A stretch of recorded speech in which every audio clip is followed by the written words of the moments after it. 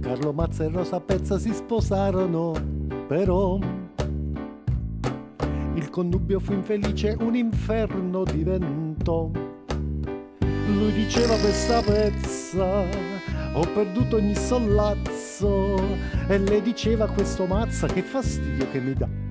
Fu così che Rosa Pezza un bel giorno si invaghì di un amico, un certo Pizzo, e con lui se ne fuggì.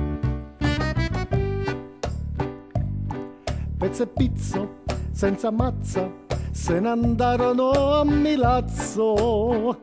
Oi lì, oi là, oi lì, oi là. Il tradito Carlo Mazza sono io. Eccomi qua, Asingoccia Rosa Pezza a Milazzo insieme a Pizza, va sicuro, faccio pazzo vuol di chi, poi vedrete se lo fa, poi vedrete se lo fa. Dopo un mese di carezze Rosa Pezza cosa fa? Lascia Pizza e con ebbrezza ad un altro il cuore dà. Questo tale un certo Cozzi, possidente di Terlizzi, si invaghisce come un pazzo e la porta insieme a sé. E così mentre la Pezza con un altro se ne va, lascia Pizzo che si inghiozza per la cruda infedeltà. Pezza e Cozzi senza Pizzo se ne andarono a Caiazzo. Oi lì, oi là, oi lì, oi là. Il tradito Carlo Mazza sono io. Eccomi qua, Asingoccia Rosa Pezza, a Caiazzo insieme a Cozzi, va sicuro, faccio pazzo, ma di chi? Poi vedrete se lo fa, poi vedrete se lo fa.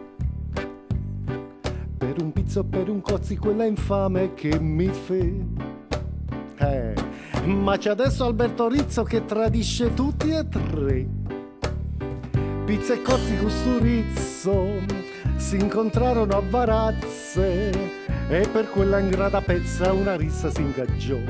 Quel tal Cozzi disse a Pizzo, no, quel Rizzo ucciderò, e nemmeno Rosa Pezza, prendo il treno e me ne vo.